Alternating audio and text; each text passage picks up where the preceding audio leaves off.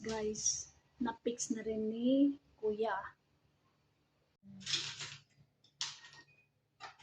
Ayan, na-fix na rin lahat ni Kuya kahit nabagsak yung isa. Buti hindi siya hindi nabasag ng maayos. Nagkaroon lang siya ng konti. Pero na-fix pa rin yan, ilagay pa rin sa taas. Ayan guys, bagong ilaw namin.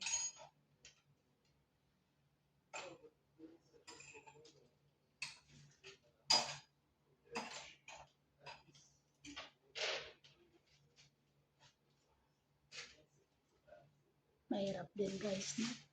Takot na takot ako nung pinipix ni Kuya ito. Nilalagay niya. Nakakatakot. Kahit may ladder siya. Taas baba siya guys. Ayan, thank you for watching.